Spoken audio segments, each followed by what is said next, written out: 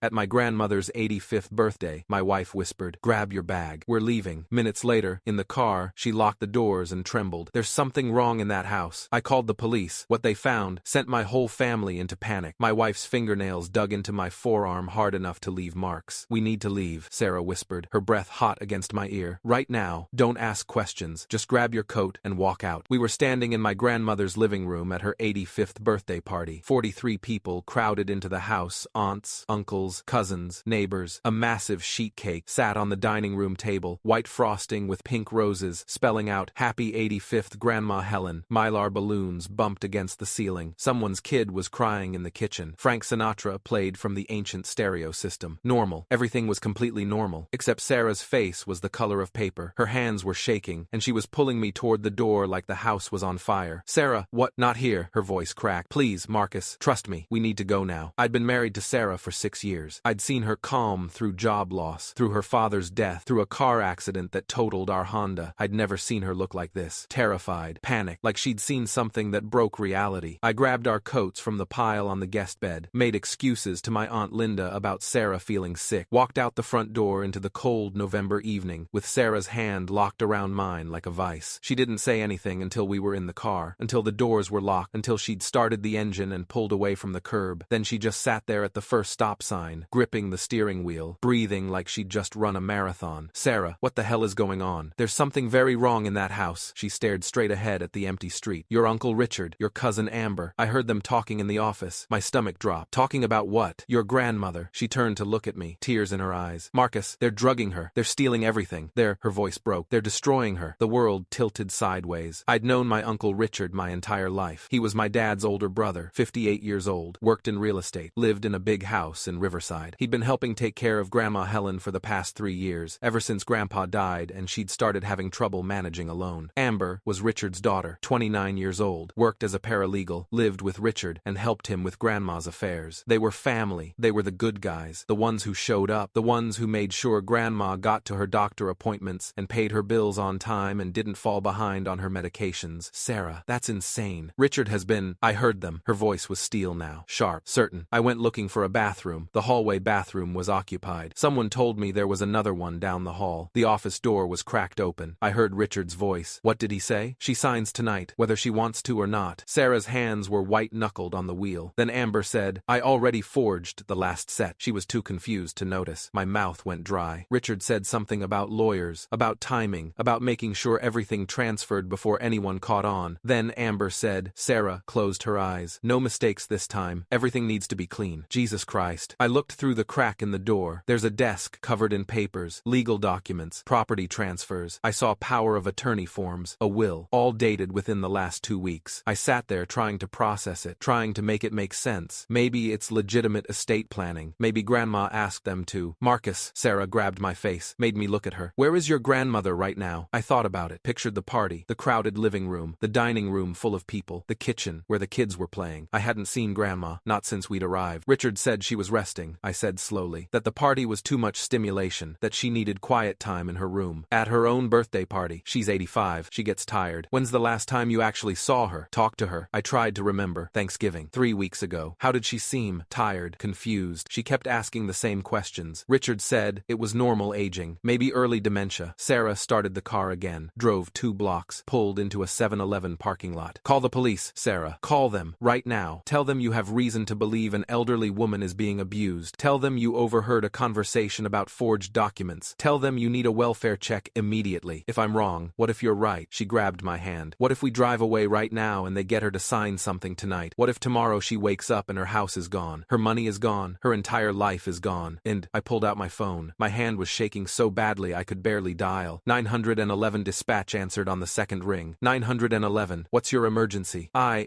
need to report possible elder abuse. My grandmother. I think my uncle is drugging her and forging documents. What's the address, sir? I gave them Grandma's address, explained what Sarah had overheard. The dispatcher's voice changed, got sharper, more focused. "Officers are en route. ETA 12 minutes. Stay on the line. Are you at the location now?" "No, we left. We're 2 blocks away." "Is the alleged abuser still at the residence?" "Yes, it's a birthday party. There are 40 people there." "Sir, do not return to the residence. Wait for officers to arrive. Can you meet them at the corner?" We drove back, parked across the street from Grandma's house, watched through the windshield as the party continued. Lights on in every window, silhouettes moving past curtains. Someone opened the front door, probably leaving, and music spilled out. Laughter. The sounds of celebration. Sarah gripped my hand. Neither of us spoke. At 7:47 p.m., 2 police cruisers turned onto the street. Lights off, no sirens. They pulled up in front of the house. 4 officers got out. 2 approached the front door. 2 went around back. The officer in front rang the doorbell. Long pause. The door opened. I recognized my Aunt Linda's shape in the doorway. She looked confused. One of the officers showed her his badge, started talking. "Oh God," I whispered. "What if we're wrong?" "We're not wrong," Sarah said. Linda stepped back. "Let the officers inside." The front door stayed open. More silhouettes. Raised voices now. The music cut off. Then, one of the officers rushed back out, spoke urgently into his radio, ran back inside. "That's not good," Sarah said. 2 minutes later, an ambulance turned onto the street, lights flashing. It pulled into Grandma's driveway. Paramedics grabbed equipment and ran inside. My stomach dropped through the floor of the car. "Marcus, I'm so sorry," Sarah whispered. "I'm so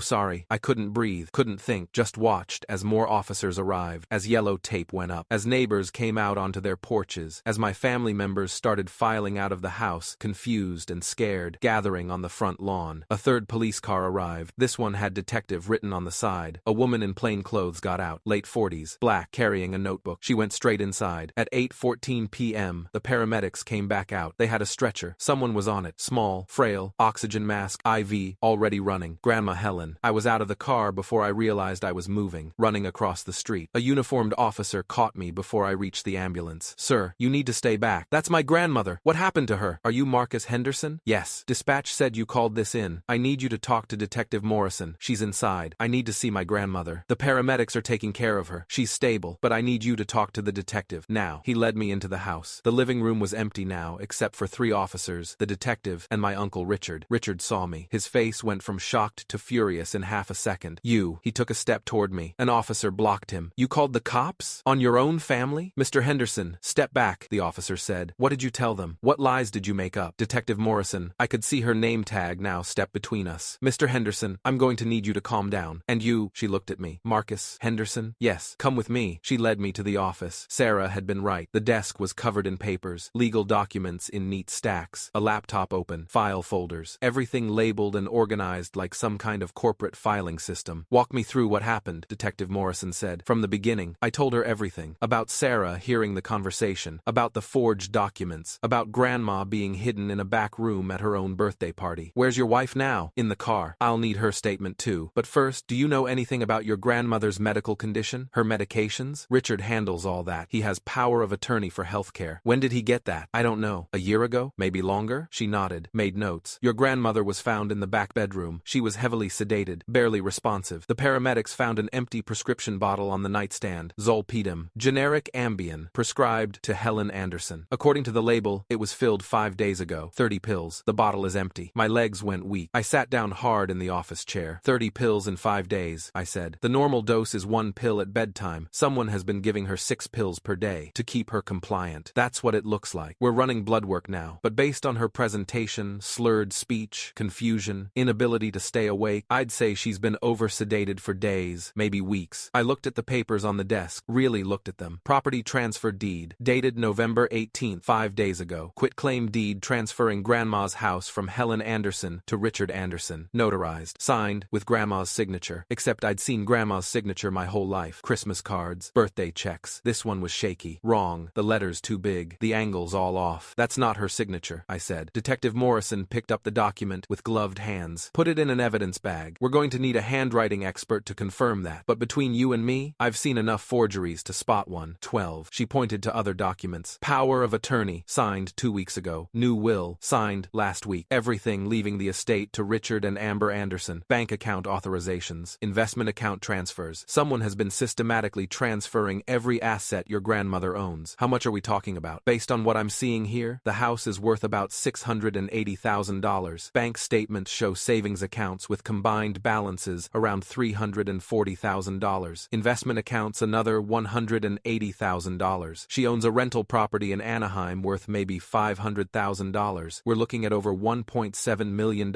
in assets." I felt sick. Richard's been stealing from her. Richard's been liquidating her entire life. And based on the timeline, tonight was supposed to be the final step. "What do you mean?" She pointed to a calendar on the desk. November 24th, tonight had been circled in red. Notes in the margin. Final signatures. Transfer Transfer to escrow. Close accounts Monday. Monday is when the banks open. If everything had been signed tonight, Richard could have walked into the bank Monday morning with power of attorney and drained every account. The house sale would have closed Tuesday. By Wednesday, your grandmother would have had nothing. Oh my God. Mr. Henderson, I need to ask you something. Did anyone else in your family know about this? I don't know. My Aunt Linda saw papers weeks ago. Richard told her it was estate planning. Anyone else acting suspicious? Helping Richard? Covering for him? His daughter Amber. My wife heard them both talking. Detective Morrison nodded. Amber Anderson. She's being questioned by another officer right now. There was shouting from outside. Through the window, I saw Richard on the front lawn, yelling at officers. My family members stood in clusters on the sidewalk, watching, confused, scared, angry. What happens now? I asked. Now we arrest Richard and Amber Anderson for elder abuse, fraud, forgery, and theft. We seize all documents as evidence. We get your grandmother to a hospital for full evaluation, and we start unwinding whatever damage they've done. Can you undo it? If they already transferred things, most of it. Banks are pretty good about reversing fraudulent transfers once we prove incapacity and forgery. The house sale can be stopped. It hasn't closed yet. We'll get most of it back, but it's going to take time. I heard Sarah's voice outside, giving her statement to an officer. I could see her through the window, arms wrapped around herself, still shaking. Your wife saved her life, Detective Morrison said quietly. If she hadn't heard that conversation, if you hadn't called when you did, this would have been done by midnight. Clean transfer, legal, documentation. By the time anyone figured it out, the money would have been gone. Richard would have dumped her in a nursing home, probably, with no assets to pay for it. Medicaid facility. She would have died in a state home, thinking her family had abandoned her. I put my head in my hands. He's my uncle. I've known him my entire life. That's usually how it goes. Elder abuse is almost always family. The people with access. The people who are trusted. She closed her notebook. Come on, let's get you outside. You're going to want to be there when they take your uncle into custody. We walked out onto the front lawn. The whole family was there now. My dad, Richard's younger brother, stood near the street, face white with shock. My Aunt Linda was crying. Cousins whispered to each other. Neighbors watched from porches. Richard stood in the middle of it all, arguing with two officers. This is ridiculous. I'm her son. I'm taking care of her. These are all legitimate estate planning documents. Sir, your mother was found heavily sedated. The medication bottle shows she should have had 25 pills remaining. It's empty. She must have taken extra. She's been confused lately. That's why we need the power of attorney. Sir, we found forged signatures on multiple documents. That's not forgery. I was helping her sign things. She has arthritis. She asked me to guide her hand. Amber appeared then, being led out by another officer. Her hands were cuffed behind her back. She was crying, mascara running down her face. Dad, tell them, she screamed. Tell them we were just helping Grandma. Richard's face twisted. Shut up, Amber. You said she wouldn't remember. You said it was easy money.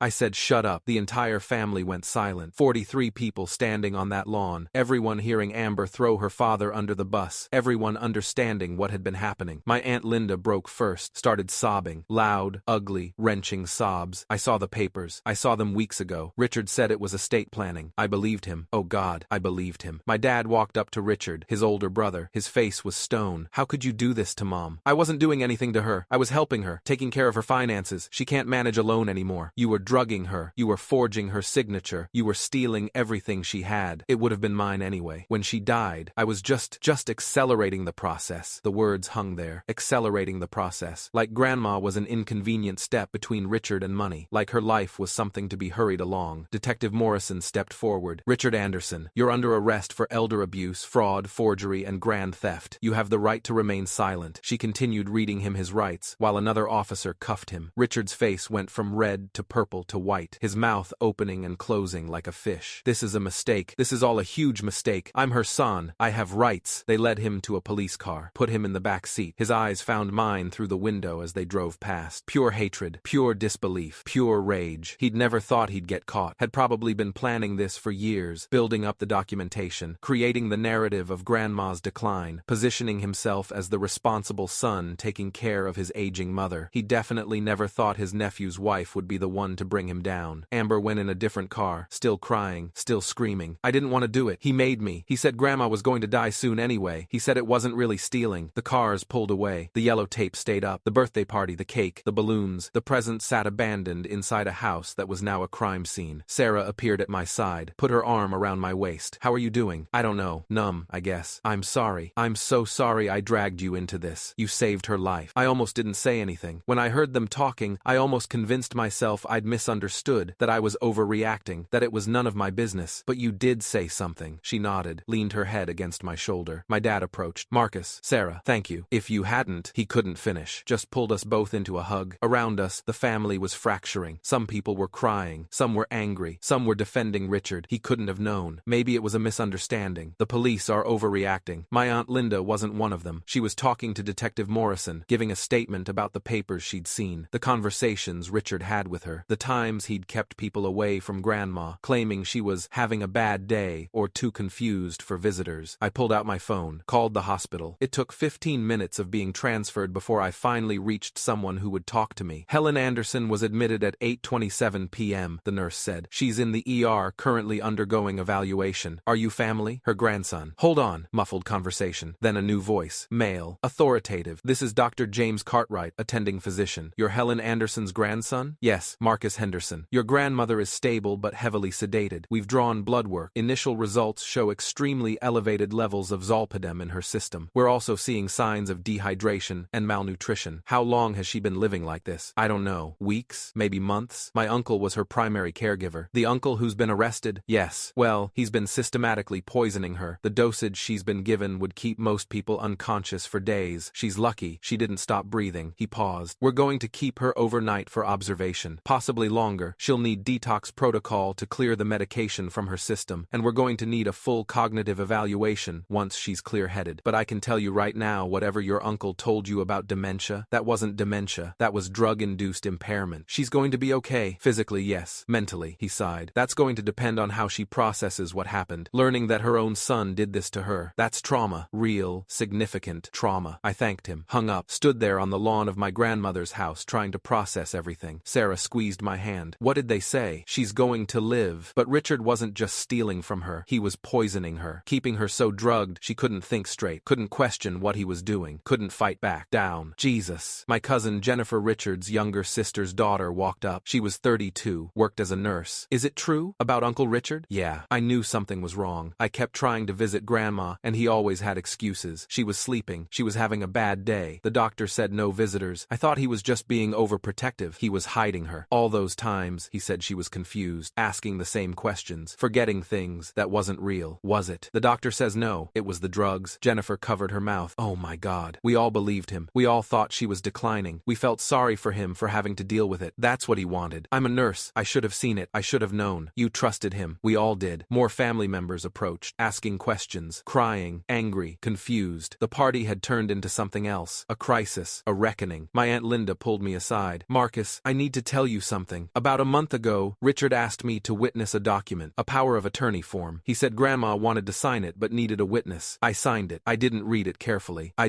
trusted him. It's not your fault. It is. I should have asked more questions. Should have made sure she understood what she was signing. Should have talked to her without Richard there. But I didn't. I just signed it. Did you see her sign it? I saw her hand moving. But Richard was holding her hand, guiding it. He said her arthritis made it hard for her to write. I thought he was helping her. He was forging her signature. Linda started crying again. I helped him. I witnessed a forgery. I'm going to have to testify to that, aren't I? Probably. Good. I want to. I want everyone to know what he did. By 10:30 p.m., the police had finished processing the scene. They'd boxed up all the documents, photographed everything, taken statements from a dozen family members. Detective Morrison told us they were building a case that would likely result in multiple felony charges. How long will he go to prison for? My dad asked. Elder abuse is a felony. Fraud is a felony. Grand theft is a felony. We're looking at each forged document as a separate count. Conservatively, he's looking at 10 to 15 years if convicted, maybe more if your mother wants to pursue civil charges too. She will, my dad said. Once she's better, once she understands what he did, she'll pursue every charge possible. Sarah and I left around 11 p.m., drove home in silence, both too exhausted to speak. I keep thinking about the party, Sarah said, as we pulled into our driveway. All those people, the cake, the presents, and the whole time she was in that back room, drugged, trapped, probably scared. She didn't even know it was her birthday party. Do you think she knew what was happening? What Richard was doing? I don't know. I hope not. I hope she was too confused to understand. But I had a feeling she did know, on some level, that she'd been aware her son was hurting her, taking things from her, making her sign papers she didn't understand, and she'd been powerless to stop it. The next 3 months were a legal nightmare. Richard and Amber were charged with 14 felonies combined. Richard made bail, used his own house as collateral, but had a GPS monitor. Amber stayed in jail. She couldn't make her $100,000 bail. The forensic accountant's report was devastating. Richard had stolen $847,000 over 18 months. He'd been forging Grandma's signature signature on checks, making wire transfers, selling off her investments and pocketing the proceeds. The house sale was the final piece, another $680,000 that would have put him over $1.5 million in total theft. He'd spent most of it: new cars, a boat, gambling debts, a timeshare in Mexico. By the time police caught him, there was maybe $200,000 left. Grandma spent 2 weeks in the hospital. The detox was hard. She had withdrawal symptoms from the medication, confusion, anxiety, night terrors. Dr. Cartwright said it was like coming off a months-long bender. When she finally cleared, when her mind was sharp again, the cognitive evaluation showed she was fine. No dementia, no cognitive impairment, just an 85-year-old woman who'd been systematically drugged by her own son. I visited her on day 16. She was sitting up in bed, looking more like herself, thinner than I remembered, frailer, but her eyes were clear. "Marcus," she said when I walked in, "they told me what you and Sarah did. Sarah figured it out. I just made the call. You saved my life." Her voice cracked. "My own son was killing me, and you saved me." "Grandma, Richard came to see me 2 days before the party," she said quietly. "I wasn't as drugged that day. I could think clearly for a few hours. He brought papers for me to sign. I asked what they were. He said estate planning, making things easier when I die. But I looked at one of them. It was a deed, transferring my house to him. What did you do?" "I refused to sign. I told him I wanted my own lawyer to review everything. He got angry, so angry. He said I was being difficult, that I was confused, that I didn't understand what I was reading." She looked at me. "That night, he gave me extra pills. I don't remember much after that, just fog, days of fog. And when I woke up, I was in the hospital. He was going to take everything. I know. The police showed me all the forged documents, my handwriting, but not my handwriting. He practiced it, got good at copying my signature, good enough to fool the banks. It's over now. He can't hurt you anymore. My own son." She started crying, quiet tears. "I gave birth to him, raised him, loved him his entire life, and he looked at me and saw nothing but money." I held her hand, didn't know what to say, because she was right. Richard had seen his mother as an obstacle, an inconvenience, a vault to be cracked. "The lawyer says I can get most of the money back," Grandma continued. "The banks are reversing the transfers. Insurance might cover some of the rest, but Marcus, the money doesn't matter. What matters is that I'm alone now. I had 2 sons. Your father is wonderful, but Richard," she shook her head, "he's dead to me. I will never speak to him again, and that means I've lost a son. You haven't lost him. He lost you, by choice, by his own actions. I keep thinking about Amber. She helped him. My granddaughter. I used to babysit her. I taught her to ride a bike, and she forged my signature, helped her father drug me, steal from me. She's facing charges too. She'll go to prison." "Good." The hardness in her voice surprised me. "They should both go to prison. They should both suffer for what they did." The trial happened in March. Richard pleaded not guilty. Amber took a plea deal, testified against her father in exchange for a reduced sentence. Her testimony was devastating. She described how Richard had started planning this 3 years ago, right after Grandpa died, how he'd gradually increased Grandma's medications, created a paper trail of confusion and memory problems, positioned himself as the responsible caregiver so no one questioned his control. She described forging signatures, at least 40 times over 18 months, practice sheets where she copied Grandma's handwriting until she got it perfect. Richard looking over her shoulder, coaching her. "Shakier. She's old. Make it look shakier." She described the parties, how Richard would drug Grandma extra on days when family was visiting, keep her in the back bedroom, tell everyone she was having a bad day, all to maintain the illusion that she was declining. And she described the plan for that final night. The birthday party was cover, everyone gathered, distracted, while Richard got Grandma to sign the last documents in the back bedroom. If Sarah hadn't heard them, if we hadn't called the police, it would have worked. The jury deliberated for 4 hours, found Richard guilty on all counts: elder abuse, fraud, forgery, grand theft, financial exploitation of an elder. Sentencing was 2 months later. The judge was a woman in her 60s who'd clearly seen enough of this type of case. "Mr. Anderson," she said, looking at Richard over her glasses, "you systematically abused, drugged, and robbed your own mother. You did this over a period of 18 months. You enlisted your daughter's help. You manipulated your entire family. You created elaborate lies to cover your crimes. You showed no remorse, no empathy, no recognition that your mother is a human being, deserving of dignity and respect." Richard stood there in his orange jumpsuit, GPS monitor on his ankle, looking smaller than I'd ever seen him. "The state recommends 12 years. The defense asks for probation and restitution. I'm sentencing you to 14 years in state prison. No possibility of parole before serving at least 10 years. Additionally, you will pay full restitution to your mother for all stolen funds, estimated at $847,000, plus legal fees and damages totaling $1.2 million. If you cannot pay, your assets will be seized and liquidated." Richard's lawyer objected. The judge overruled. Sentence stood. Amber got 6 years. She'd be out in 4 with good behavior. Grandma got her house back, got most of her money back. back. Sold the rental property and put the proceeds in a trust managed by my dad and Aunt Linda. Hired a full-time caregiver, a wonderful woman named Rosa, who moved into the guest room and took care of everything. Sarah and I visited every Sunday, brought dinner, played cards, made sure Grandma knew she was loved.